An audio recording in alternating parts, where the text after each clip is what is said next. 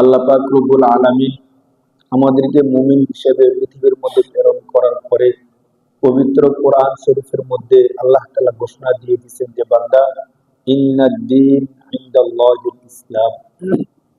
বান্দা তুমি মুসলমান হইছো, তবে শোনো আমি আল্লাহর কাছে গ্রহণযোগ্য মত, পথ, ধর্ম তার নাম হলো ইসলাম। তার নাম কি ভাই? ইসলাম। ইসলাম ছাড়া অন্য কোনো কিছু আল্লাহ তাআলার কাছে আর গ্রহণযোগ্য নাই। কেন নাই? যেহেতু কোরআন শরীফের মধ্যে আল্লাহ পাক রব্বুল আলামিন নিজে ঘোষণা দিয়ে দিয়েছেন ইন্নাদ-দীন, অবশ্যই ধর্ম, ইনদাল্লাহ, আল্লাহ তাআলার কাছে গ্রহণযোগ্য আল ইসলাম। কোন ধর্ম বলেন? ইসলাম ধর্ম। সূরা মাইদার 2 নম্বর পৃষ্ঠার মধ্যে আল্লাহ তাআলা বলতেছেন আল ইয়াউমা আকমালতু লাকুম দীনাকুম ওয়া আতমামতু আলাইকুম নি'মাতি ওয়া রাদিতু লাকুমুল ইসলাম দীনা। আল্লাহ বলেন বান্দা আল ইয়াউমা আকমালতু লাকুম দীনাকুম, আজকের দিনে আমি আল্লাহ তোমাদের দিন, তোমাদের ধর্মকে পূর্ণাঙ্গ করে দিলাম। সুবহানাল্লাহ। এই কথা আল্লাহ পাক রব্বুল আলামিন 1450 বছর আগে বলছেন। কই বলছেন? আল্লাহ রাসূল যখন জীবিত ছিলেন আল্লাহ রাসূলের কাছে ওহীর মাধ্যমে এই কথা বলতেছেন। কোরআন শরীফের সূরা মাইদা 6 নম্বর পারার 5 নম্বর পৃষ্ঠার মধ্যে আল্লাহ বলতেছেন আল ইয়াউমা আকমালতু লাকুম দীনাকুম, বান্দা আমি আল্লাহ তোমাদের জন্য তোমাদের দিনকে পূর্ণাঙ্গ করে দিলাম। কি করে দিয়েছেন? দিনকে, ধর্মকে পূর্ণাঙ্গ করে দিয়েছেন। আকমালতু লাকুম দীনাকুম ওয়া আতমামতু আলাইকুম নি'মাতি, এবং আমি দিনকে পূর্ণাঙ্গ করে দিয়েছি, সাথে সাথে আমার যে নিয়ামত, এই নিয়ামতকে আমি কি করে দিয়েছি? পূর্ণাঙ্গ করে দিয়েছি, পরিপূর্ণভাবে দিয়ে দিয়েছি। এরপরে 3 নম্বর ঘোষণাটা কি দেখেন? ওয়ারাদিতু লাকুমুল ইসলাম দীনা, আর দিন হিসাবে ইসলাম ধর্মের ব্যাপারে আমি সন্তুষ্টি ঘোষণা করে দিলাম। সুবহানাল্লাহ। ওয়ারাদিতু, আমি আল্লাহ সন্তুষ্ট হইতেছি লাকুম, তোমাদের জন্য, ওয়ারাদিতু লাকুমুল ইসলামা, ইসলাম দীনা, দিন হিসাবে। দিন হিসাবে তোমরা ইসলামকে মানবা, এতে আমি সন্তুষ্ট। ইসলাম ছাড়া অন্য কিছু মানবা, আমি আল্লাহ সন্তুষ্ট না। এই কথা বলতেছেন কে ভাই? আল্লাহ স্বয়ং। কে বলতেছেন? আল্লাহ। অতএব আল্লাহ পাক রব্বুল আলামিন এই কথা বলার পরে ইসলাম ছাড়া অন্য কিছু মানার সুযোগ অন্তত মুসলমানের আর নাই। মানে কোন মুসলমান এই কথা মনে করার সুযোগ নাই যে আমি ইসলামও মানলাম, অন্য কোন ধর্ম কিছু কিছু মানলাম, এই কথা বলার কোনো সুযোগ নাই। কোরআন শরীফের 2 আয়াতের মধ্যে প্রথম যে আয়াতটা পড়ছিলাম ওইটা হলো 3 নম্বর পারার 11 নম্বর পৃষ্ঠা সূরা আল ইমরানের মধ্যে আল্লাহ বলছেন ইন্নাদ-দীন ইনদাল্লাহিল ইসলাম, আল্লাহর কাছে গ্রহণযোগ্য ধর্ম হলো কি? ইসলাম। আর ইসলাম ধর্ম মানলে আল্লাহ সন্তুষ্ট হন। ওয়ারাদিতু লাকুমুল ইসলাম দীনা, এটা হলো 6 নম্বর পারার 5 নম্বর পৃষ্ঠা সূরা মাইদার মধ্যে আল্লাহ বলছেন। এরপরে অন্য কোনো কিছু মানার সুযোগ অন্তত মুসলমানের আর নাই। অতএব এই আয়াতগুলো বিশ্লেষণ করলে আমরা বুঝি, যদি কেউ আল্লাহ পাক রব্বুল আলামিনের সন্তুষ্টি অর্জন করতে চায় তাকে মানতে হবে ইসলাম ধর্ম। কোন ধর্ম মানতে হবে বলেন? ইসলাম ধর্ম মানতে হবে। এখন ইসলাম কি? আমরা স্বাভাবিকভাবে কেউ যদি বলে, আমরা বলি যে ইসলাম শান্তির ধর্ম। সত্যিকার অর্থে ইসলাম শান্তির ধর্ম, কিন্তু ইসলাম অর্থ শান্তি না। ইসলাম কিসের ধর্ম বলেন? ইসলাম কিসের ধর্ম? শান্তির ধর্ম। বাকি ইসলাম অর্থ কিন্তু কি না? শান্তি না। ইসলাম অর্থ কি? ইসলাম অর্থ আত্মসমর্পণ করা। ইসলাম অর্থ কি বলেন? আত্মসমর্পণ করা। এর মানে হলো আমার যত জ্ঞান, আমার যত বুঝ, আমার যত বুদ্ধি, এই সমস্ত জ্ঞান, বুঝ, বুদ্ধি সব কিছু নিয়ে আমি আল্লাহ এবং আল্লাহ রাসূলের কাছে আত্মসমর্পণ করলাম। সুবহানাল্লাহ, সুবহানাল্লাহ। আমার জ্ঞান যাই বলুক, আমার বুদ্ধি যা কিছু বলুক, আল্লাহ যদি কোনো কিছু বলে সেখানে আমি জ্ঞান অথবা যুক্তি দাঁড় করাবো না। আমি প্রাধান্য দিব কাকে? আল্লাহকে। আমি কাকে প্রাধান্য দিব বলেন? আল্লাহকে। এখন আমার সামনে জরুরি একটা কাজ সামনে চলে আসছে, মসজিদে আজান হয়ে গেছে, এখন আমি জরুরি কাজটা করবো নাকি নামাজটা পড়বো? আমি নামাজটা পড়বো। কোনটা পড়বো বলেন? এর নাম হলো ইসলাম, আত্মসমর্পণ করা। কারণ আমি আল্লাহর কাছে কি করছি? আত্মসমর্পণ করছি। আর কেউ যদি আত্মসমর্পণ করে তখন তার বিধান কি? যার কাছে আত্মসমর্পণ করে সে যা বলে তাই মানতে হয়। 2টা সেনাবাহিনী যুদ্ধ লাগছে, 2 দেশের 2টা সেনাবাহিনী যুদ্ধ লাগছে। যুদ্ধ লাগার পরে একদল জয়ী হবে, আরেক দল পরাজিত হবে, স্বাভাবিক না? এখন যুদ্ধ লাগার পরে ধরেন যে দেশটা দুর্বল, ওই দেশের সেনাবাহিনী যদি আরেক দেশের সেনাবাহিনীর কাছে আত্মসমর্পণ করে, যে আমি আপনার কাছে কি করলাম, আত্মসমর্পণ করলাম, আমাদেরকে আর মাইরেন না, আচ্ছা ঠিক আছে আপনাদেরকে মারবো না, আপনারা আত্মসমর্পণ করছেন। এখন যারা আত্মসমর্পণ করছে তারা কি তাদের নিজের ইচ্ছে কিছু করতে পারবে? পারবে না। যাদের কাছে আত্মসমর্পণ করছে তারা যা বলবে তাই করতে হবে। এখন আমরা স্বেচ্ছায় সজ্ঞানে আল্লাহ তাআলার কাছে আত্মসমর্পণ করছি, ঠিক কিনা বলেন? কেউ কি আমাদেরকে ইসলাম ধর্ম গ্রহণ করতে বাধ্য করছে? করে নাই। ইসলাম ধর্ম বাধ্য করে ইসলাম ধর্ম গ্রহণ করানোর জিনিস না। লাকুম দীনুকুম ওয়ালিয়া দিন, লা ইকরাহা ফিদ্দিন। দিনের ক্ষেত্রে, ধর্মের ক্ষেত্রে কোন জোরাজুরি বাড়াবাড়ি এগুলো চলে না। কারণ দিন, ধর্ম, ইসলাম এগুলো দিলের বিষয়, হৃদয়ের বিষয়, মনের বিষয়। কিসের বিষয় বলেন? মনের বিষয়। আমি আমার আল্লাহকে মানবো কি মানবো না, কেউ কি জোর করে আমাকে মানাইতে পারবে বলেন? আমি যদি মন থেকে মানি তাহলে মানা হবে, আর কেউ যদি জোর করে না তোমাকে মানতেই হবে, আমি হয়তো তাকে দেখানোর জন্য মসজিদে আসবো, কিন্তু সত্যিকার অর্থে নামাজটা আমি পড়বো না। তাহলে ইসলাম ধর্ম আমরা আল্লাহকে মানছি স্বেচ্ছায়। কিভাবে মানছি বলেন? স্বেচ্ছায় সজ্ঞানে আমরা আল্লাহ তাআলার কাছে আত্মসমর্পণ করছি। এই আল্লাহ তাআলার কাছে আত্মসমর্পণ করতে গিয়ে আমাকে কেউ বাধ্য করে নাই, কেউ আমাকে জোরাজুরি করে নাই, না আমার বাবা, না আমার মা, না আমার সমাজ, না আমার দেশ, না আমার রাষ্ট্র। কেউ আমাকে বাধ্য করছে যে তুমি যদি ইসলাম না মানো তোমাকে জেলখানায় দিয়ে দিন। বাবা এই কথা বলে নাই তুমি যদি ইসলাম না মানো তোমাকে খাবার বন্ধ করে দেবে, এই কথা এখনো বলে নাই। এর দ্বারা বোঝা যায় যে আমরা স্বেচ্ছায় সজ্ঞানে ইসলামকে মানছি, ঠিক না বলেন? এখন আমি যদি স্বেচ্ছায় সজ্ঞানে আত্মসমর্পণ করে থাকি, আমার উচিত কি হবে বলেন? আমার উচিত হবে আমি যার কাছে আত্মসমর্পণ করছি তার প্রতিটা বিধিবিধান 100% মানা, ঠিক কিনা বলেন? মানে আমি আত্মসমর্পণও করলাম কিন্তু তার বিধিবিধান মানলাম না, তাহলে তো আমি মুখে বললাম এক কথা, কাজ করলাম ভিন্ন কিছু, তাহলে মুনাফিকের মতো হয়ে গেল না? আমি বললাম যে আমি মুসলমান, কেউ যদি এটা বলে, যদি আমাকে প্রশ্ন করা হয় আপনি কি মুসলমান নাকি কাফের, স্বাভাবিকভাবে আমরা কি বলবো বলেন তো? আমাদেরকে প্রশ্ন করলে যে কেউ, আমরা উত্তরটা কি দেবো, মুসলমান না কাফের? আমরা কি বলবো বলেন? মুসলমান বললাম, এর মানে হলো আমি আল্লাহর কাছে আত্মসমর্পণকারী। মুসলমান এর মানে কি বলেন? আমি আল্লাহর কাছে। এখন আমি আল্লাহর কাছে আত্মসমর্পণ করার পরে আমার জন্য উচিত হবে আল্লাহর সমস্ত বিধিবিধান গুলো আমার মানা, না? এখন আমাকে প্রশ্ন করলে আমি বললাম যে আমি মুসলমান, কিন্তু আল্লাহর বিধিবিধান আমার সামনে আসলো আমি মানলাম না, তাহলে আমার কথা আর কাজ কি এক হইলো বলেন? বাস্তবতা একটু খেয়াল করেন। মানে আমি মুসলমান এর মানে হলো আমি আল্লাহর কাছে আত্মসমর্পণ করছি, ইসলাম অর্থ তো আত্মসমর্পণ করার, আর মুসলিম এর অর্থ হলো আত্মসমর্পণকারী। মুসলিম অর্থ কি বলেন? আত্মসমর্পণকারী। যে আত্মসমর্পণ করছে তাকে বলে মুসলিম। তো এখন আমি যদি বলি যে আমি মুসলিম, এর মানে হলো আমি আল্লাহর কাছে আত্মসমর্পণকারী।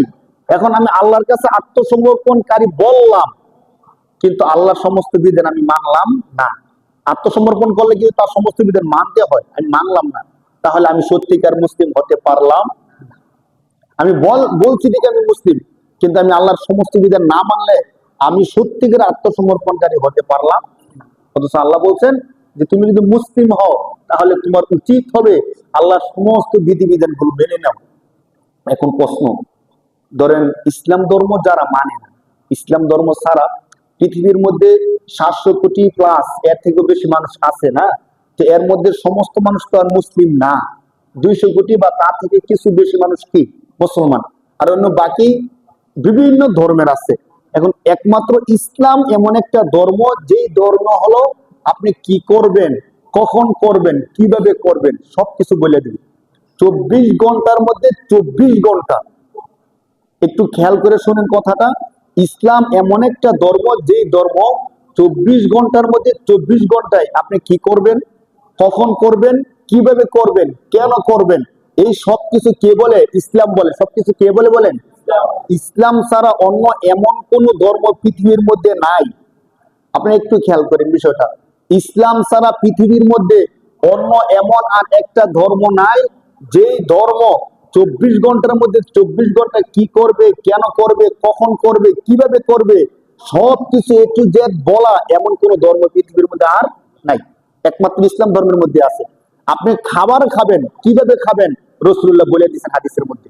একটু চিন্তা করে দেখেন, খাবার তো খাই আমাদের পেট ভরার জন্য, মানে খাবার আমাদের চাহিদা পূরণ করার জন্য খাই না।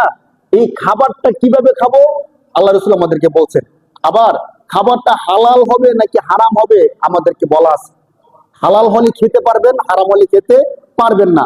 সবচেয়ে উন্নত মানের খাবার আমার সামনে বিরিয়ানি রাখা আছে, সবচেয়ে উন্নত মানের ফল আমার সামনে রাখা আছে, সবচেয়ে উন্নত মানের পানীয় আমার সামনে রাখা আছে, আমার খাবারের রুচিও আছে, আবার আমার ক্ষুধাও আছে। আমার সামনে খাবার আছে, আমার ক্ষুধা আছে, আমার খাওয়ার রুচিও আছে। যদি আমার সামনের খাবারগুলো হারাম হয়, ইসলাম কি খাওয়ার অনুমতি দেয়? বলেন। খাবার তো দেখতে ভালো, বিরিয়ানি গুলো দেখতে দেখা যাচ্ছে নষ্ট হয়নি, মাত্র তাজা বিরিয়ানি, ফলগুলো তাজা, নষ্ট হয়নি, পচা ফল না, ভালো ফল, সবকিছু ঠিক আছে, আমারও রুচি ঠিক আছে, ক্ষুধাও আছে। এরপরও খাবারগুলো যদি হারাম হয়, খাবারগুলো কি সুদের টাকায় কিনা, অথবা ঘুষের টাকায় কিনা, অথবা অবৈধভাবে কারো থেকে ছিনিয়ে নিয়ে আসছে, এই খাবারগুলোকে আমি খাইতে পারবো বলেন? ইসলাম বলে তুমি খাইতে পারবো না। অথচ অন্য এমন ধর্ম খুবই কম যে ধর্মের মধ্যে বলবে যে খাওয়া যাবে না। অন্য ধর্মের মধ্যে বলবে তোমার যদি ক্ষুধা থাকে আর যদি সামনে খাবার থাকে তুমি খাইতে পারো। আর যদি কেউ নাস্তিক হয়, আল্লাহকে না মানে, তখন তো তার কোনো ধরা বাঁধা কোনো কিছুই নেই। খাবার নিয়ে দেখলাম, এবার আমি ঘুমাইতে যাব, আমার যেভাবে মন চায় সেভাবে ঘুমাবো।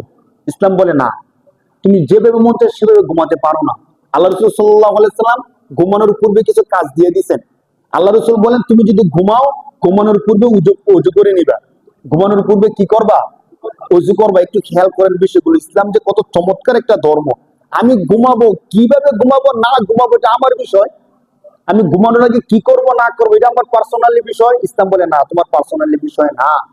এই ঘুমটাও ইসলামের একটা গুরুত্বপূর্ণ ইবাদত।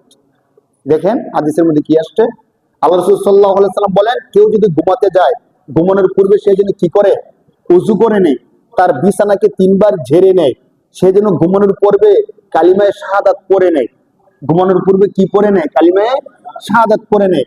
যখন ঘুমাবে তখন যেন সে একটা দোয়া পড়ে, আল্লাহুম্মা বিসমিকা আমুতু ওয়া আহইয়া, আল্লাহুম্মা বিসমিকা আমুতু ও আহিয়া, হে আল্লাহ বিসমিকা আপনার নামে, আমুতু আমি মৃত্যুবরণ করব, ও আহিয়া এবং জীবন পাবো।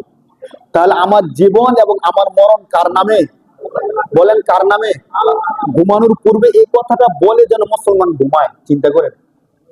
এখন আবার যান, ঘুম থেকে উঠবো, আমি কিভাবে ঘুম থেকে উঠবো না উঠবো অন্য ধর্মের মধ্যে বলবে যে তোমার ব্যক্তিগত বিষয়। ইসলাম বলে যে না, ব্যক্তিগত বিষয় না।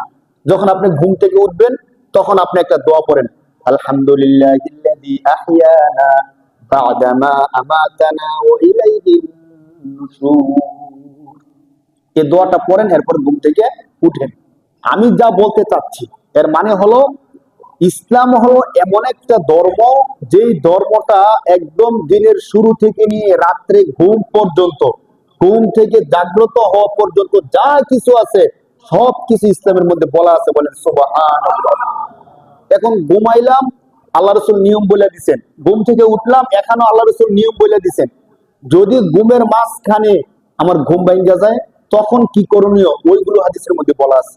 দেখেন, এক হাদিসের মধ্যে আসছে, কোনো ব্যক্তি ভয়ঙ্কর কোনো স্বপ্ন দেখলো রাত্রে, অথবা হঠাৎ করে ভয়ের কিছু দেখে তার ঘুম ভেঙে গেল, এমন স্বপ্ন দেখছে যে স্বপ্ন দেখার পরে তার মনে ভয় সৃষ্টি হয়েছে। আল্লাহ রসুল বলে যে যখন এমন কোনো কিছু হয় তখন তুমি বাম দিকে থুতু দিয়ে আউযু বিল্লাহি মিনাশ শাইতানির রাজিম এটা পরে তুমি ডান কাত হয়ে আবার ঘুমিয়ে যাও। মানে প্রতিটা ক্ষেত্রে, প্রতিটা কাজে কখন কি করবে, কিভাবে করবে, সবকিছু ইসলাম আমাকে পুঙ্খানুপুঙ্খ সবকিছু বলে দিচ্ছেন। আমি কিভাবে খাবো, কখন খাবো, কোন খাবারটা খাবো, কোন খাবারটা খাবো না, ইসলাম আমাকে বলতেছেন। কারো জমিন আমি দখল করতে পারি কিনা, ইসলাম আমাকে বলতেছেন। এর অর্থ হলো আল্লাহ পাক যে বলছেন কোরআন শরীফের সূরা মায়েদার 2য় পৃষ্ঠা 6 নম্বর পারার 5 নম্বর পৃষ্ঠা, আল ইয়াউমা আকমালতু লাকুম দীনাকুম, আমি আল্লাহ তোমাদের দ্বীনকে, তোমাদের ধর্মকে পূর্ণাঙ্গ করে দিছি। আল্লাহ বলতেছেন আমাদের ধর্মকে কি করে দিবেন। এর মানে আমাদের ধর্মের মধ্যে আর কোন কিছু বাকি নাই। এখন একটা বিষয় আসেন, যে অন্য অন্য ধর্ম যারা মানে অথবা যারা কোনো ধর্ম মানে না, তাদের জন্য এত বাধা নিষেধ নাই, এত বাধা নিষেধ নাই, এত ধরা বাঁধার নিয়ম নীতি নাই। একমাত্র ইসলাম ধর্মে আসলে এত বাধা নিষেধ কেন? আপনারা যদি আমাদের বয়ানগুলো শুনেন বা ওলামায়ে কেরামের কথাগুলো শুনেন, দেখবেন মনে হয় যে সবকিছু আমাদের ভুল হইতেছে। আমরা ঘুমাইতেছি, সঠিকভাবে ঘুমাইতে পারতেছি না। খাইতেছি, খাবারটা আমার সঠিকভাবে খাওয়া হচ্ছে না। খাবারের শুরুতে রাসূল বলতেছেন, খাবার খাওয়া শুরু করছো, তখন তুমি বলো বিসমিল্লাহি ওয়া আলা বারাকাতিল্লাহ। তখন ইসলাম আমাকে কি করতে বলতেছে? আমল করতে বলতেছে। ইসলাম বলতেছে তুমি যখন ঘুমাবা তখন দোয়া পরে ঘুমাও, তোমার ঘুমটা ইবাদত হয়ে যাবে। সুবহানাল্লাহ। যখন খাবার খাবা, আল্লাহর নাম নিয়ে খাবার খাও, এই খাবারটা তোমার কি হয়ে যাবে? ইবাদত হয়ে যাবে। তুমি কাজ করতেছো, কাজটা আল্লাহর নাম নিয়ে শুরু করো, বিসমিল্লাহ বলে শুরু করো, ওই কাজটা তোমার কি হয়ে যাবে? ইবাদত হয়ে যাবে। ইসলাম প্রতিটা ক্ষেত্রে আমাকে একটা না একটা কিছু করতে বলতেছে। নয়তো আপনার আমাকে এমন একটা কথা বলেন যে হুজুর আমি এমন একটা কাজ করি, এখানে কি ইসলামের কোনো নির্দেশনা আছে? আপনি দেখবেন কোরআন এবং হাদিস রিসার্চ করলে আপনি যা করেন না কেন, ওই কাজের মধ্যে ইসলামের একটা না একটা নিদর্শন বা ইসলামের একটা না একটা বিধান আদেশ আছেই আছে। পৃথিবীর এমন কোনো কাজ নাই যেই কাজের ব্যাপারে ইসলামের দিক নির্দেশনা নাই, এমন কোনো কাজ পৃথিবীর মধ্যে নেই। সমস্ত কাজের পিছনে এই কাজটা কি ভালো না খারাপ, করা যাবে কি যাবে না, করলে ক্ষতি কি উপকার কি, ইসলামের নির্দেশনা আছেই আছে। হয়তো আপনি কোরআনে সরাসরি পাবেন, নয়তো হাদিস সমূহের মধ্যে আপনি পাবেন রিসার্চ করলে, অথবা কোনো বিজ্ঞ কোনো আলিমের সাথে যোগাযোগ করবেন। আমি একটা চাকরি করব, যদি আমি ভালো বেতন পাই, যে কোনো চাকরিকে আমি নিতে পারবো? ইসলাম আমাকে বলবে চাকরি নেওয়ার শুরুতে তুমি দেখো যে সোর্সে তুমি চাকরি নিতেছো সেখানে চাকরি করা হালাল নাকি হারাম। যদি এমন হয় যে সেখানে চাকরি করতেছে, এমন একটা দোকানের মধ্যে চাকরি নিছো যে দোকানের মধ্যে মদ বিক্রি হয়, গাঁজা বিক্রি হয়, ইসলামের শরীয়তে নিষিদ্ধ শুকুর বিক্রি হয়, তাহলে ওই দোকানের মধ্যে চাকরি নেওয়া কি নিষেধ? অথবা এমন একটা চাকরি তুমি নিছো যেখানে সুদের কারবার হয়, সেখানে চাকরি নেওয়া তোমার জন্য নিষেধ। এমন না আমি তো সেখানে শ্রম দেব, আমি তো সুদি কারবার করবো না। মদের দোকানে চাকরি করি ঠিক, আমি তো মদ খাই না, আমি চাকরি করি আমাকে টাকা দিবে, সেখানে চাকরি করা যাবে কিনা? ইসলাম বলে যাবে না। কারণ মদ খাওয়ার ক্ষেত্রে, বিক্রি করার ক্ষেত্রে তুমি কি করতেছো? সহযোগিতা করতেছো। তাহলে তোমাকে এই চাকরি ছেড়ে দিয়া অন্য কোনো চাকরি তোমার সন্ধান করতে হবে। মানে এর মানে হলো, আমি যদি 1,00,000 টাকা বেতনের চাকরি পেয়ে যাই, তখনও ইসলাম আমাকে বলে তুমি আগে দেখো 1,00,000 টাকার বেতনের চাকরি বিষয়টা না, প্রথমে তুমি দেখো এটা কি হালাল নাকি হারাম। যদি হালাল হয় করো, আর যদি হারাম হয় তাহলে কি করো না, এটাতে যেও না। এখন সবচেয়ে বড় ঐতিহাসিক প্রশ্ন হলো, অন্য সবকিছুর মধ্যে এত ধরা বাঁধা নাই, আর ইসলাম মানতে আসলে কেন এত ধরা বাঁধা, এত নিষেধ, এত কিছু করতে হবে? আপনি বিড়ি খাইবেন, আপনার মন চাইতেছে বিড়ি খাইতে, শরীয়তে অনুমতি দেয় নাকি দেয় না? বলেন, বিড়ি খাওয়া, ধূমপান, স্মোকিং শরীয়তে অনুমতি দেয়? দেয় না। আপনি বলবেন আমার তো অনেক মন চাইতেছে, খাওয়া ছাড়া আমি থাকতে পারি না, বাঁচতে পারি না, এই সেই অনেক কিছু বলবেন। এরপরে কি শরীয়তে হালাল বলবে? বলবে না। অথচ আমাদের ইসলাম ধর্মের শরীয়ত ছাড়া অন্য ধর্মের মধ্যে এত ধরা বাঁধার নিষেধ নাই। ইসলামের মধ্যে কি ধূমপান করবে কি করবে না, ইসলাম এই কথাও বলতেছে। দাড়ি রাখবো কি রাখবো না, শরীয়তের নির্দেশনা আছে কি আছে না? দাড়ি রাখা ওয়াজিব, দাড়ি রাখা কি? অন্য এমন আরেকটা ধর্ম দেখান যে ধর্মের মধ্যে দাড়ি রাখবো, এটা দাড়ি রাখলে সৌন্দর্য একটা ধরেন। এখন আমার সৌন্দর্যকে আমি চাই কি চাই না, এটা তো আমার ব্যক্তিগত বিষয় হওয়া উচিত, কিন্তু শরীয়ত বলতেছে না। তুমি যখন আত্মসমর্পণ করছো, তখন তুমি যা বলবা তা চলবে না, যার কাছে আত্মসমর্পণ করছো সে যা বলবে তা চলবে, ঠিক কিনা বলেন? আমি তখন বললাম যে আমি আল্লাহর কাছে আত্মসমর্পণ করছি, ইসলাম, আবার বলি শুরুর কথাগুলো, আর ইসলাম অর্থ আত্মসমর্পণ করা। ইসলাম অর্থ কি বলেন? আত্মসমর্পণ করা। আর আমি যখন বলি আমি মুসলিম, এর আরবি বাংলা অর্থ হলো মুসলিম, আত্মসমর্পণকারী। আত্মসমর্পণ, যে আত্মসমর্পণ করছে তাকে বলে মুসলিম। আত্মসমর্পণ কার কাছে করছি বলেন? আল্লাহর কাছে। কার কাছে বলেন? এখন আমি কোনো কাজ করব কি করব না, এই বিষয়টা আমাকে আমি বলবো না আল্লাহ বলবেন? কেন আল্লাহ বলবেন? যেহেতু আমি মুসলিম, যেহেতু আমি কি। আপনি যদি বলেন যে আমি মুসলিম না, আপনার সাথে কোনো কথা নাই। আপনি যা ইচ্ছা তা করতে পারেন, যেভাবে ইচ্ছা সেভাবে করতে পারেন, যখন ইচ্ছা তখন করতে পারেন। কিন্তু ভাই একটা কথা মনে রাখেন, আপনি যদি নিজের মুখে বলেন যে আমি মুসলিম, আমি কি, কেউ প্রশ্ন করুক অথবা না করুক, আপনি যদি বলেন যে আমি মুসলিম, তখন আপনাকে মানতে হবে কার কথা বলেন? আর আপনি যদি বলেন যে আমি মুসলিম না, মানুষের সামনে বলেন অথবা মনে মনে বলেন, সমস্যা নাই। আপনি যদি মনে মনেও বলেন যে আমি মুসলিম না, তাহলে আপনি যা ইচ্ছে তা করেন। আপনার সাথে শরীয়তের বিধানের সাথে কোনো সম্পর্ক নাই, আল্লাহর সাথে আপনার সাথে কোনো সম্পর্ক নাই। এখন আপনি যদি বলেন আমি মুসলিম, তখন আপনাকে বলা হবে আপনি সত্যিকার মুসলিম? হ্যাঁ, আমি সত্যিকার মুসলিম। তাহলে আমি দাড়ি রাখবো কি রাখবো না, ইচ্ছা কি আমার না আল্লাহর? বলেন ইচ্ছাটা কার? আল্লাহ বলছেন তোমাকে দাড়ি রাখতে হবে, দাড়ি রাখা ওয়াজিব। দাড়ি রাখা কি বলেন ওলামায়ে কেরামগণ? কেউ কেউ বলছেন যে কেউ যদি চুরি করে, যতক্ষণ চুরি করে ততক্ষণ গুনাহ হয়, জিনা করলে যতক্ষণ জিনা করে ততক্ষণ কি হয়? গুনাহ হয়। গালি দিলে যতক্ষণ গালি দেয় ততক্ষণ কি হয়? গুনাহ হয়। আর কেউ যদি দাড়ি কাটে, সে যদি ঘুমায়ও থাকে, তারপরে তার কবিরা গুনাহ হয়। বলেন নাউজুবিল্লাহ। যতক্ষণ পর্যন্ত দাড়ি এক মুষ্টি না হবে, যখন এক মুষ্টি হয়ে যাবে তখন আবার গুনাহ হবে না। কিন্তু এক মুষ্টি হওয়ার আগ পর্যন্ত এখন অনেকে অনেক ব্যাখ্যা বার করছেন, আমি সব ব্যাখ্যা যাব না। অনেকে বলে দাড়ি রাখা একটা সামাজিক বিষয়, দাড়ি রাখা একটা নিজের বিষয়, ব্যক্তিগত বিষয়। আমি শুধু এতটুকু বলবো, আপনি যদি বলেন যে আমি মুসলমান, আল্লাহর কাছে আমি আত্মসমর্পণ করছি, তখন আমি আপনাকে বলবো যে আল্লাহ আপনাকে দাড়ি রাখতে বলে কি বলে না। যদি আল্লাহ আপনাকে বলে যে তুমি দাড়ি রাখো, আল্লাহ যদি আপনাকে কি বলে দাড়ি রাখো, আর আপনি যদি বলেন আমি মুসলমান, তাহলে দাড়ি রাখতে হবে কি হবে না? কারণ আমি আল্লাহর কথা মানতে বাধ্য, যেহেতু আমি মুসলিম। আমি কি ভাই? আর আপনি যদি বলেন যে আমি মুসলিম না, আপনি দাড়ি রাখলেও সই, দাড়ি না রাখলেও সই, আপনার ইচ্ছা। দাড়ি রাখবেন কি রাখবেন না, এটা আপনার ব্যক্তিগত বিষয়। কিন্তু আপনি যদি বলেন যে আমি মুসলিম, আপনাকে দাড়ি রাখতেই হবে, ওয়াজিব। দাড়ি কি করতে হবে বলেন? নামাজ পড়তে হবে কি হবে না? বলেন, দাড়ি তো ওয়াজিব, নামাজ কি ফরজ? দাড়ি রাখা ওয়াজিব, নামাজ পড়া কি? বলেন, নামাজ পড়া কি? সপ্তাহে একদিন শুক্রবারে নাকি 5 ওয়াক্ত? চিন্তা করতে হবে। যদি আমি মুখে বললাম যে আমি মুসলিম, আল্লাহর কাছে আত্মসমর্পণকারী, আল্লাহ যা বলবে আমি তা মানবো। আল্লাহ তো বলছেন তোমার উপর 5 ওয়াক্ত নামাজ পড়া ফরজ। 5 ওয়াক্ত নামাজ পড়া কি ভাই? আমি যদি নামাজ পড়লাম না, আল্লাহর কথা রাখলাম নাকি রাখলাম না? আমি কেমন মুসলিম বলেন? আমি মুসলিম, আত্মসমর্পণকারী, আল্লাহর কথা মানি, কিন্তু আমি তো নামাজ পড়তে আসলাম না। দেখেন, বিষয়গুলো একটু খেয়াল করেন। আমি আমার ইসলাম ধর্ম মানার ক্ষেত্রে আবার আমি কথাটা রিপ্লাই করি, ইসলাম ধর্ম মানতে আমাদেরকে কেউ বাধ্য করছে? কেউ কি? আমি যদি ইসলাম না মানি, আমাকে এখন জেলে দিয়ে দিবে কেউ? কেউ দিবে না, জেলে দিবে না। বেশি থেকে বেশি আমার বাবা আমাকে ঘর থেকে বের করে দিতে পারে, আমার বাবা যেহেতু মুসলমান না।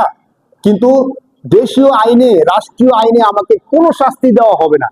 আর সত্যিকার অর্থে ইসলাম মানতে আমাদেরকে কেউ বাধ্য করে নাই, আমরা স্বেচ্ছায় ইসলাম মানছি, ঠিক কিনা বলেন? ইসলাম মানছি আমরা কিভাবে বলেন? স্বেচ্ছায় সজ্ঞানে।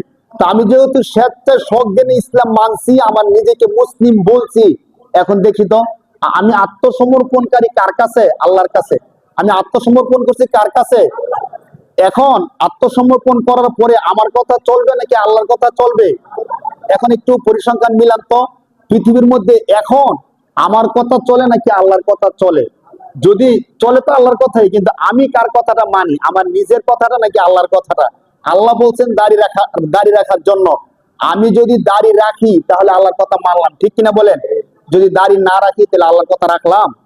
1 নাম্বার। 2 নাম্বার, আল্লাহ বলছেন নামাজ পড়ার জন্য।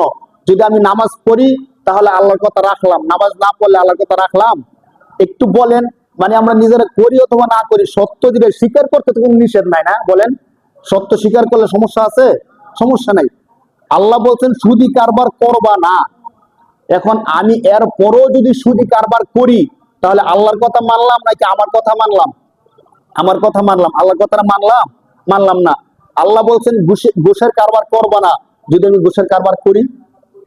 এইভাবে যদি আমাদের সম্মুখে 100 প্রশ্ন রাখা হয়, কত প্রশ্ন রাখা হয়? 100 প্রশ্ন রাখা হয়, তাহলে এর মধ্যে আমি কত উত্তর, মানে কতটা উত্তর সঠিক দিতে পারবো বলেন? এমন ভাবে ধরেন সিরিয়ালে আমাদেরকে 100টা প্রশ্ন দেওয়া হলো, দাড়ি রাখা আমি রাখি কি রাখি না, সুদ খাওয়া আমি খাই কি খাই না, নামাজ পড়া পড়ি কি পড়ি না, কত মার্ক আমি পাবো চিন্তা করে দেখেন। আমার তো মনে হয় আমরা এমন কেউ আছি 100 প্রশ্নের মধ্যে 80-90টা প্রশ্নই না না না চলে আসবে, হ্যাঁ একদম কম আসবে। তো এটা দুঃখজনক আমাদের জন্য। আমি স্বেচ্ছায় ইসলাম ধর্ম মানছি, স্বেচ্ছা আল্লাহর কাছে আত্মসমর্পণ করছি, এরপরে আবার আল্লাহর বিধানগুলো মানতেছি না, এটা আমার জন্য কি জনক বলেন ভাই? দুঃখজনক, অনেক বেশি দুঃখজনক। এখন আসেন, এই যে এতগুলো বিষয়, যে বিষয়গুলো, অনেকগুলো বিষয় আছে আমি করতে পারতেছি না, কষ্ট হইতেছে, এরপরে ইসলাম আমাকে বলতেছে তোমাকে করতে হবে, যেহেতু তুমি আল্লাহকে মানো তোমাকে করতে হবে। কেন? আপনাদেরকে আমি বলি, দেখেন, যদি কোনো একটা ফ্যাক্টরিতে আমি চাকরি নেই, যে কোনো ফ্যাক্টরি, যে কোনো অফিসে, যে কোনো দোকানে, যে কোনো জায়গায় যদি আমি চাকরি নেই, তাহলে ওই ফ্যাক্টরির, ওই অফিসের যত অফিসিয়ালি নিয়ম কানুন আছে, ওই নিয়ম কানুন গুলো আমি মানতে হবে কি হবে না বলেন? যদি আমি নিয়ম কানুন গুলো না মানি, আমার চাকরি থাকবে নাকি থাকবে না? থাকবে না। হয়তো প্রথম প্রথম ধমক দিবে, এই কথা বলবো, ওই কথা বলবে, 1 মাস 2 মাস 3 মাস। যদি আমি নিয়মিত অফিসিয়াল নিয়ম কানুন গুলো লঙ্ঘন করতেই থাকি, তাহলে 1 মাস 2 মাস 3 মাস দেখার পরে আমার চাকরি নট। হয়তো কোনো মালিক যদি বেশি রাগী হয়, প্রথম মাসই বের করে দিব। আর যদি ভালো মানুষ হয়, দেখবো যে আমাকে ভালো করা যায় কিনা, সুযোগ দিবে 1 মাস 2 মাস 3 মাস, এরপর আমাকে কি করে দিবে? নট করে দিবে। আমি যদি অফিসের মধ্যে চাকরি নেই, আর যদি আমি চাকরি না নেই, আমার উপর কোনো বিধান আসবে বলেন? আমি কোনো গার্মেন্টসের মধ্যে চাকরি নেই নাই, ওই গার্মেন্টসের কাজ করব কি করব না আমার ইচ্ছা, ঠিক না বলেন? কিন্তু আমি যদি চাকরি নেই, তখন ওই গার্মেন্টসের সমস্ত নিয়ম নীতি বিধিবিধান আমাকে মানতে হবেই হবে। কেন মানতে হবে? কারণ আমি গার্মেন্টসের সমস্ত নিয়ম নীতিগুলো মানবো। মাস শেষে গার্মেন্টস আমাকে চলার মতো 50,000 1 লাখ টাকা বেতন দিবে, ঠিক কিনা বলেন? না, মানে আমি তো গার্মেন্টসের নিয়মগুলো যে মানবো, এমনি এমনি মানবো? এমনি এমনি না। কারণ আমি তাদের নিয়মগুলো মানবো, মাস শেষে তারা আমাকে নির্দিষ্ট বেতনের মোটা অঙ্কের একটা কি দিবে? টাকা দিবে, এই জন্য তো আমি মানবো। এখন যে ব্যক্তি গার্মেন্টসের চাকরি নিবে না, গার্মেন্টসের নিয়মগুলো মানবে না, সে টাকাও পাবে না। বিষয়টা সহজ নাকি কঠিন বলেন? একদম সিম্পল, সহজ একটা বিষয়। ঠিক, ইসলাম ধর্ম এমন একটা ধর্ম, যে ধর্ম আমাকে বলে যে আমি তোমাকে কিছু নিয়ম নীতির মধ্যে নিয়ে আসতেছি, সুন্দর এবং চমৎকার কিছু বিধিবিধানের মধ্যে তোমাকে আমি আটকাইতেছি। তুমি যদি এই বিধিবিধান গুলো মানতে পারো, তাহলে দুনিয়ার মধ্যে আমি আল্লাহ তোমাকে সফলতা দান করব, আখিরাতের মধ্যে চিরসুখের জান্নাত আমি তোমাকে দান করবো। সুবহানাল্লাহ, সুবহানাল্লাহ, সত্যি কথা। কোরআনের মধ্যে আল্লাহ পাক রব্বুল আলামিন স্পষ্ট আকারে বলছেন, হাদিসের মধ্যে তো বিস্তারিত ভাবে আল্লাহ তাআলা নবীজির মাধ্যমে বলেছেন, যদি আমার মুসলিম বান্দারা নিজেকে মুসলমান দাবি করার পরে আমার বিধিবিধান গুলো কষ্ট হলেও মানতে পারে, আমি আল্লাহ তাদেরকে চিরসুখের জান্নাত দান করে দেব। সুবহানাল্লাহ। হাদিসে কুদসির মধ্যে চমৎকার, বুখারী শরীফের মধ্যে হাদিসটা আছে, মুসলিম শরীফের মধ্যে হাদিসটা আছে। হাদিসে কুদসি, যে হাদিসটা আল্লাহ তাআলা নিজে নবীজির মাধ্যমে বলেন। আল্লাহ তাআলা বলতেছেন হাদিসে কুদসির মধ্যে, আ'দাতুল ইবাদিয়াস সালিহিন মা লা আইনুন রাআত ওয়ালা উযুনুন সামিআত ওয়ালা খাতারা আলা কলবি বাশার। আল্লাহ বলেন যে বান্দা, তোমাকে তো আমি কিছু নিয়ম নীতি দিয়ে দিছি 24 ঘন্টা চলার জন্য, তোমার কাছে যদি কষ্ট হয়, এরপরও যদি তুমি এই বিধানগুলো মানতে পারো, আমি আল্লাহ জান্নাতে তোমার জন্য এত চমৎকার বিষয় নির্ধারণ করে রাখছি, যে বিষয়গুলো কোনো চোখ কোনোদিন দেখে নাই, যে বিষয়গুলো সম্পর্কে কোনো কান কোনোদিন শুনে নাই, যে বিষয়গুলো সম্পর্কে কোনো হৃদয়, কোনো অন্তর কোনোদিন কল্পনাও করতে পারে নাই। সুবহানাল্লাহ, সুবহানাল্লাহ, কত চমৎকার বিষয় মুমিনের বিষয়গুলো। আর মুমিনের একটা মুহূর্তে, একটা সেকেন্ডের দাম কত বেশি, আপনাদেরকে আমি ছোট্ট একটা উদাহরণ দিই। একটা প্রসিদ্ধ ঐতিহাসিক হাদিস আছে, যে হাদিসটা আপনারা সবাই শুনছেন, ওই হাদিসটা থেকে উদাহরণটা দিই। হাদিসের মধ্যে আসছে, কোন ব্যক্তি যদি অন্তর থেকে, হৃদয় দিয়ে একবার বলে সুবহানাল্লাহ, কি বলে বলেন? আল্লাহ তাআলা জান্নাতের মধ্যে তার জন্য এত চমৎকার বিশাল আকৃতির একটা গাছ তৈরি করে দেন, যেই গাছের ছায়া শক্তিশালী একটা ঘোড়া 500 বছর দৌড় হলে শেষ করা যাবে না। সুবহানাল্লাহ। এই কথাটা কখন বলছিল? হযরত আবু হুরায়রা রাদিয়াল্লাহু তাআলা আনহু ছোট্ট একটা গাছের চারা লাগাইতেছিলেন। আল্লাহ রাসূল গেলেন, দেখেন আবু হুরায়রা রাদিয়াল্লাহু তাআলা আনহু একটা গাছের চারা রোপণ করতেছে। আল্লাহ রাসূল জিজ্ঞেস করলেন, কি করতেছো? আল্লাহ রাসূল, আমি একটা ফলের গাছ, ওই গাছের চারা রোপণ করতেছি। তো তুমি এই গাছের চারাটা রোপণ করতেছো, যত্ন করবা, মাস কি মাস বড় হবে, বছরের পর বছর যাওয়ার পরে ফল দিবে, ফল ধরবে, ফল পাকবে, এরপরে তুমি খাইবা না? কয় জি। তো আমি কি তোমাকে এর থেকে উত্তম কোন একটা আমল বলবো? হুজুর বলেন। তো তুমি শুধু একবার বলো সুবহানাল্লাহ, আল্লাহ তাআলা জান্নাতে তোমার জন্য এমন একটা গাছ তৈরি করে দিবেন, বলার সাথে সাথে যেই গাছের ছায়া দ্রুতগামী 500 বছরের একটা ওট 500 বছর দৌড়লো শেষ করতে পারবে না। সুবহানাল্লাহ। এখন একটা, এই যে হাদিসটা বললাম, এখন একটা হিসাব মিলান। একবার সুবহানাল্লাহ বলতে কয় মিনিট সময় লাগে? মিনিট লাগে? মিনিট লাগে না, সেকেন্ড, কয়েক সেকেন্ড সময় লাগে। এখন দেখেন, যদি মুমিনের সময়টার মূল্য কি, মুমিন যদি একবার সুবহানাল্লাহ সুন্দর করে বলি, যদি 3 সেকেন্ড সময় লাগে ধরে নেন, সুবহানাল্লাহ 3 অথবা 5 সেকেন্ড সময় ধরেন, সুন্দর করে শুদ্ধভাবে বললাম মহব্বতের সাথে, যদি 5 সেকেন্ড সময় লাগে, তাহলে এই 5 সেকেন্ড সময় দিয়ে একটা কাজ করলে, আমরা যদি 1 মাস কোন গার্মেন্টসে কাজ করি, তার বেতন যদি 1 লক্ষ টাকা হয়, আমরা যদি শুনি অমুক গার্মেন্টসে কাজ করে মাসে 1 লাখ টাকা বেতন পায়, আমাদের চোখ কপালে উঠে যায়। 1 লাখ টাকা বেতন পায় গার্মেন্টস এর মধ্যে, এটা একটু বড় বিষয় না? স্বাভাবিকভাবে অন্যান্য সেক্টরে অনেক বেশি বেতন আছে, 1 লাখ টাকা শুনলে আমাদের অনেক বেশি মনে হয়ে যায়। কিন্তু আপনি একটু চিন্তা করেন, 30 দিন তার চিন্তা চেতনা শ্রম সবকিছু এখানে দিছে, এরপরে 1 লক্ষ টাকা পাইছে। আর আল্লাহ তাআলা মুমিনকে বলতেছে, মুমিন তুমি শুধু 5 সেকেন্ড সময় নিয়ে সুবহানাল্লাহ বলো, তোমার জন্য আমি এই বিশাল আকৃতির গাছটা জান্নাতের মধ্যে রোপণ করে দেব, জান্নাতের মধ্যে তৈরি করে দেব। এখন 5 সেকেন্ড সময়ে যদি এত বিশাল বড় একটা গাছ তৈরি হয়, তাহলে 5 মিনিট সময়ে কি তৈরি হবে বলেন? 5 ঘন্টার সময় যদি আল্লাহর ইবাদত করে, তখন তার জন্য কেমন পুরস্কার থাকবে? 5 মাস যদি ইবাদত করে, পুরস্কারটা কেমন হবে দেখেন। যার কারণে একটা মুমিন যদি 60 বছর বেঁচে থাকে, সে যদি আমল করে জান্নাতে যেতে পারে, তাহলে আল্লাহ তাআলা জান্নাতের মধ্যে 60 লক্ষ বছর তাকে নিয়ামত দিবেন, নাকি এর থেকে আরো বেশি দিবেন বলেন? এর থেকে বেশি না, কারণ জান্নাতের হায়াতের তো কোনো কি নাই, পরিসংখ্যান নাই। চিন্তা করে দেখেন তাহলে, আরো হিসাব করেন। আল্লাহ পাক রাসূল সাল্লাল্লাহু আলাইহি ওয়াসাল্লামের মাধ্যমে জানাইছেন, জান্নাত তৈরি করা হবে এমন ইটের মাধ্যমে, যে ইটগুলো স্বর্ণের তৈরি। যে ইটগুলো কিসের তৈরি বলেন? সহিহ হাদিস। প্রত্যেকটা জান্নাতের তৈরিকৃত নির্মাণকৃত বাড়িগুলোর ইট হবে কিসের তৈরি? পৃথিবীর মধ্যে যারা মিলিয়নিয়ার বিলিয়নিয়ার, তারা কেউ কি এখনো একতলা বাড়ি বানাইছে যে প্রত্যেকটা ইট স্বর্ণের? এমন একতলা বাড়ি কেউ এখনো বানাইতে পারছে? ভবিষ্যতে বানাইতে পারবে এমন সম্ভাবনা নাই। কিন্তু আল্লাহ পাক রব্বুল আলামিন জান্নাতের মধ্যে কাউকে যদি শুধু একতলা একটা বাড়ি দেয়, কয়তলা বাড়ি দেয় বলেন? আমরা সবাই জান্নাত বিশ্বাস করি তো ভাই? করি না? অবশ্যই করি। আর জান্নাত যদি একতলা একটা বাড়ি দেয়, প্রত্যেকটা ইট যদি স্বর্ণের হয়, চিন্তা করেন এই প্রত্যেকটা ইট স্বর্ণ হলো, কত বড়ি স্বর্ণ হবে এখানে। এত বড়ি স্বর্ণ অর্জন করতে হলে আমাদের কয়টা লাইফ দরকার হবে?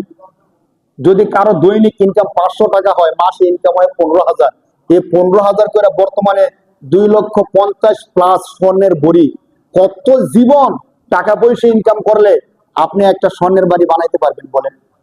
কত জীবন! 60 বছরে তো একটা স্বর্ণ ইট কিনতে কিনতে চলে যাব। একটা স্বর্ণ ইট দিয়ে কি একটা ঘর তৈরি হয়? হয় না তো ভাই। আর আল্লাহ বলতেছেন, কোন ব্যক্তি যদি এই অল্প সময়ের ইবাদতটা করে আমার কাছে আসতে পারে, আমি আল্লাহ তাকে জান্নাত দান করব, যে জান্নাতের প্রতিটা ইট কিসের তৈরি বলেন? সুবহানাল্লাহ। আরেকটা হাদিস তো আপনারা শুনছেন, সর্বশেষ যে ব্যক্তি জান্নাতের মধ্যে প্রবেশ করবে, ওই ব্যক্তিকে আল্লাহ জান্নাতের পরিমাণটা কেমন হবে, জান্নাতটা কত বড় দিবেন? আমাদের সিদ্দিরগঞ্জের সমান কিনা, পাইনাদির সমান কিনা, বা নারায়ণগঞ্জের সমান কিনা? হাদিসের মধ্যে আসছে যে প্রথম জান্নাতে যাবে সে না, সর্বশেষ দুর্বল ইমানের অধিকারী যাকে আল্লাহ তাআলা জান্নাতে দিবেন, তারপরে আর কেউ জান্নাতে যাবে না, ওই ব্যক্তিকে আল্লাহ তাআলা 10 দুনিয়ার সমান জান্নাত দিবে বলেন সুবহানাল্লাহ। কয় দুনিয়ার সমান জান্নাত দিবে বলেন? যদি সময় থাকতো এই হাদিসের বিস্তারিত ব্যাখ্যাটা করতাম, হয়তো কোনো এক সময় সংক্ষিপ্ত করছিলাম। এখন শুনলে মনে হবে যে এক দুনিয়া জান্নাত দিলে তো যথেষ্ট না, এক দুনিয়া তো কত বিশাল বড়। আমরা এখানে যারা আছি, অনেকে এমন আছে যে বাংলাদেশটা এখনো ঘুরে দেখে শেষ করতে পারি না, ঠিক না বলেন? আমাদের ছোট্ট একটা বাংলাদেশ, মানচিত্রের মধ্যে নামটা জায়গা হয় না পুরোপুরি। বাংলাদেশটা লিখতে গিয়া আরেক দেশের মধ্যে পড়ে, দেখছেন কিনা কেউ মানচিত্র যদি খেয়াল করে দেখেন? মানে আমাদের দেশটা এত ছোট যে মানচিত্রের মধ্যে আমাদের দেশের নামটা লেখার কি হয় না, পুরোপুরি জায়গা হয় না। এই দেশটা এখনো পর্যন্ত আমরা সবাই ঘুরে দেখে শেষ করতে পারছি? বলেন, সবাই কি দেখে শেষ করতে পারছি? না। কোন কোন জেলা, কোন কোন থানা এখনো বাকি আছে, ঘুরে দেখতে পারি নাই। এই ছোট্ট একটা দেশ পৃথিবীর মধ্যে, আর এই পৃথিবীটা কত বড় তাইলে? যদি আল্লাহ পাক রব্বুল আলামিন 10 দুনিয়ার সমান জান্নাত দেন, জান্নাতটা কত বড় হবে বলেন? সুবহানাল্লাহ। কথাগুলো কি সত্য নাকি মিথ্যা? হাদিস তো প্রমাণ করে কথাগুলো সত্য। তাহলে আমরা যদি ওই যে শুরুতে বলছিলাম, আমি যদি বলি আমি মুসলমান, তাহলে আমি আত্মসমর্পণ করছি কার কাছে বলেন? আল্লাহর কাছে আত্মসমর্পণ করছি। আত্মসমর্পণ করার পরে এখন আমাকে মানতে হবে কার কথা বলেন? আল্লাহর কথা। যখন মানবো তখন আল্লাহ আমাকে 10 দুনিয়ার সমান জান্নাত দিবে। সুবহানাল্লাহ। কেন আমি এত কিছু মানবো? কেন আমাকে এত কিছু মানতে হয়? আল্লাহ আমাকে পুরস্কার দিবেন, এই জন্য মানতে হয়। এখন আমি যদি এই নিয়ম নীতিগুলো না মানি, ধরেন আমি একটা চাকরি নিলাম, কিন্তু অফিসিয়াল যত নিয়ম কানুন আছে সেই নিয়ম নীতিগুলো মানলাম না, তাহলে সেখানে আমার চাকরিও থাকবে না। আমি বললাম যে আমি মুসলমান, কিন্তু ইসলামের সমস্ত বিধানগুলো আমি মানলাম না, তখন ইসলামের যত উপকারগুলো আছে সেই উপকারগুলো আমি পাবো না। বুখারী শরীফের আরেকটা হাদিস দেখেন, আল্লাহ রাসূল সাল্লাল্লাহু আলাইহি সাল্লামের কাছে গ্রাম থেকে একজন সাহাবী আসছেন। আয়েশা বলতেছেন, আল্লাহ রাসূল সাল্লাল্লাহু আলাইহি সাল্লাম, মাতা সাআ, কিয়ামত কবে হবে? আল্লাহ রাসূল যখন কিয়ামতের আলোচনা করছেন, কিয়ামত এত ভয়াবহ, কিয়ামতের সময় এই হবে ওই হবে, তখন এসে প্রশ্ন করতেছেন, আল্লাহ রাসূল কিয়ামতটা হবে কবে? বুঝলাম কিয়ামতটা এত ভয়াবহ এই সেই, এখন বলেন কিয়ামতটা কবে হবে? আল্লাহ রাসূল সাল্লাল্লাহু আলাইহি সাল্লাম তাকে বললেন, মাযা আদাত্তা লাহা, কিয়ামত কবে হবে তা তো ঠিক আছে, কিন্তু তুমি যে বলতেছো কিয়ামত কবে হবে, কিয়ামতের জন্য তুমি প্রস্তুতি করছো কি? মানে কিয়ামত চলে আসলে তুমি এমন কি প্রস্তুতি নিয়ে রাখছো যে কিয়ামত আসলেও তোমার সমস্যা হবে না, এমন কোন প্রস্তুতি তোমার আছে কিনা? মাযা আদাত্তা লাহা, কিয়ামতের জন্য তুমি কি প্রস্তুতি নিছো? বুখারী শরীফের হাদিস। ওই সাহাবী বলতেছে, আল্লাহ রাসূল সাল্লাল্লাহু আলাইহি সাল্লাম, মা আ'দাতু লাহা মিন কাসীরিল আমাল, আল্লাহ রাসূল, আমি কিয়ামতের জন্য অনেক বেশি আমল জোগাড় করতে পারি নাই, ওয়ালাকিন ইন্নী উহিব্বুল্লাহা ওয়া রাসূলা, কিন্তু আমি হৃদয় থেকে আল্লাহ এবং আল্লাহর রাসূলকে ভালোবাসি। বলেন সুবহানাল্লাহ। আমি অনেক বেশি আমল করতে পারি নাই নবী, কিন্তু আমি একটা কাজ মন থেকে করতে পারছি, সেই কাজটা হলো আল্লাহ এবং আল্লাহর রাসূলকে আমি মন থেকে কি করি? আল্লাহ রাসূল কি বলছে দেখেন জবাবে, আল্লাহ রাসূল সাল্লাল্লাহু আলাইহি সাল্লাম বলেন, আল মারউ মা'a মান আহাব্বা, অথবা বলছে আনতা মা'a মান আহবাবতা, তুমি যাকে ভালোবাসছো মন থেকে, হাসরের ময়দানে তুমি তার সাথেই থাকবা। বলেন সুবহানাল্লাহ। এই হাদিস যিনি বর্ণনা করছেন, আল্লাহ রাসূলের আরেকজন প্রসিদ্ধ সাহাবী হযরত আনাস রাদিয়াল্লাহু তাআলা আনহু, তিনি বলেন, এই হাদিসটা শোনার পরে আমি এত খুশি হয়েছি, অন্য কোন হাদিস শুনে আমি এত বেশি খুশি হয়নি। তো রাবিস আরেকজন তাকে জিজ্ঞেস করতেছে, এই হাদিসটা শুনে এত খুশি হওয়ার কারণ কি? আনাস রাদিয়াল্লাহু তাআলা বলতেছেন, তুমি কি একটু ভাবছো? আল্লাহ রাসূল বলছেন, যে যাকে ভালোবাসে হাসরের দিন তার সাথে সে থাকবে। তো আমি তো আমার জীবন থেকে সবচেয়ে বেশি ভালোবাসি কাকে? নবীকে। সবচেয়ে বেশি ভালোবাসি আবু বকরকে। আনাস রাদিয়াল্লাহু তাআলা বলতেছেন, তো আমি তো ভালোবাসি আবু বকরকে, আমি ভালোবাসি ওমরকে, আমি ভালোবাসি আলীকে। অতএব তুমি চিন্তা করে দেখো, হাসরের ময়দানে আমি নবীদের সাথে থাকবো, আমি আবু বকরের সাথে থাকবো, আমি আলীর সাথে থাকবো, আমি উসমানের সাথে থাকবো, এর থেকে বড় সুসংবাদ আর কি হতে পারে? সুবহানাল্লাহ। দেখেন তাদের আনন্দ খুশি হওয়ার বিষয়টা কি না? আর আজকের এই সময়ে আইসা, কিয়ামতের কাছাকাছি সময় আইসা, আমরা সবচেয়ে বেশি কাকে ভালোবাসি? কে সবচেয়ে বেশি ভালো অভিনয় করতে পারে, নায়ক নায়িকা, তাদেরকে সবচেয়ে বেশি ভালোবাসে। আপনার মডেল কি? আমার মডেল হলো অমুক নায়ক অমুক নায়িকা। আপনি কাকে ভালোবাসেন? আমি অমুক খেলোয়াড়কে সবচেয়ে বেশি ভালোবাসি, যার কারণে ওই দেশের পতাকা পুরা এলাকা সহ টানায় দেয়। কে নাকি তার জায়গা জমিন বিক্রি করে শুধু পতাকা বানাইছে, সবাই যেন বুঝতে পারে সে ওই দেশকে ভালোবাসে, ওই খেলোয়াড়কে ভালোবাসে। বলেন নাউজুবিল্লাহ। এখন হাদিসের সাথে শুধু এতটুকু মিলান, এই হাদিস তো 100% সত্য, যেহেতু বুখারী শরীফও আছে, মুসলিম শরীফও আছে এই হাদিসটা। আল্লাহ রাসূল বলছে, যে যাকে ভালোবাসে হাসরের দিন সে তার সাথেই থাকবে। এখন যদি সত্যিকার সে অন্তর থেকে ওই দেশকে, ওই খেলোয়াড়কে ভালোবেসে থাকে, স্বাভাবিকভাবে যাদেরকে মানুষ ভালোবাসে, এই দেশের খেলোয়াড়রা মুসলমান নাকি খ্রিস্টান? বলেন। স্বাভাবিকভাবে ইহুদি খ্রিস্টান দেশে তো বেশি, যাদেরকে আমাদের দেশ ভালোবাসে, ব্রাজিল, আর্জেন্টিনা, অন্তত এই দুইটা দেশের খেলোয়াড়রা মুসলমান নাকি খ্রিস্টান, অধিকাংশ সবই খ্রিস্টান এবং ইহুদি তারা। এখন যদি তাদেরকে মন থেকে ভালোবাসে, আর হাদিস বলতেছে যে যাকে ভালোবাসবে সে হাসরের দিন তার সাথে থাকবে, এখন আপনি তাকে ভালোবাসছেন, হাসরের দিন তার সাথেই থাকবেন। এখন খ্রিস্টান ইহুদিরা জান্নাতে যাবে নাকি জাহান্নামে যাবে? তাহলে আমি যদি হাসরের দিন তার সাথে থাকি, তার সাথে আমাকে কোথায় যেতে হবে বলেন? কোথায় যেতে হবে বলেন? চিন্তা করে দেখেন কত ভয়াবহ কথা। অথচ আমার ভালোবাসা উচিত ছিল কাকে? নবীকে। আমার ভালোবাসার আইডল হওয়ার উচিত ছিল আমার নবী। এখন হয়ে গেছে মেসি, অমুক তমুক, নাউজুবিল্লাহি মিন যালিকাল কাবীর। প্রমাণ কি আমি যে তাকে ভালোবাসি?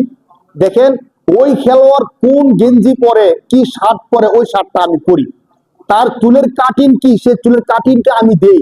নাউজুবিল্লাহি মিন যালিক। আপনি একবার ভাবেন, যদি এই অবস্থায় আমি মারা যাই, কবরে আমার চুলের কাটিং থাকবে ওই খ্রিস্টান খেলোয়াড়ের চুলের কাটিং, ফেরেশতারা দেখলে বুঝবে কিনা যে কার ভক্ত? যদি মুখে মুখে ফেরেশতাদেরকে বলে আমি নবীর ভক্ত, তো ফেরেশতারা বলবে তোমার চুলের কাটিংটি মেসির কাটিংয়ের মতন, কি ব্যাপার, তুমি নবীর ভক্ত কি করে হলা? নবীর সুন্নতি দাড়ি তো তোমার মুখে নাই, তোমার চুলের কাটিং তো ওইরকম দেখা যাইতেছে। পরনের মধ্যে ছিল মেসির গেঞ্জি, আর্জেন্টিনা ব্রাজিলের গেঞ্জি, তখন অবস্থাটা কি হবে একটু ভাবেন। এই হাদিস যদি আমাদের সামনে চলে আসে, ওই অবস্থায় যদি আমি মারা যাই, তাহলে আমার অবস্থাটা কি হবে একটু কি আমরা ভাবছি? একবারও কি ভাবি যে তখনকার অবস্থাটা কি হবে আমার?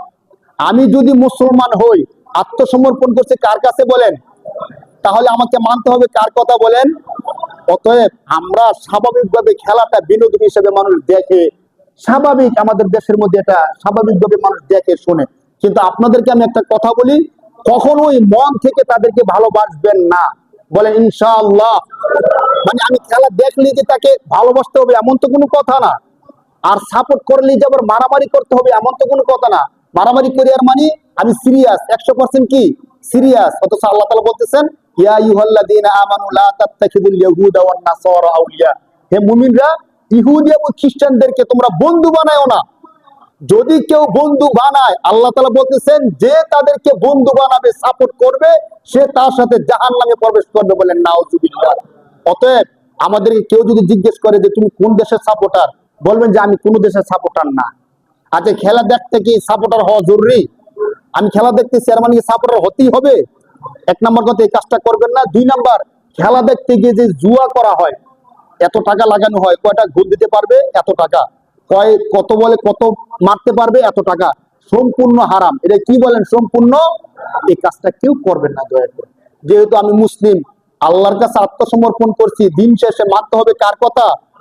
আল্লাহ তাআলা আমাদের সবাইকে বোঝার তৌফিক দান করুন বলে আমিন। যারা সমর্থ করে নিচের সমর্থ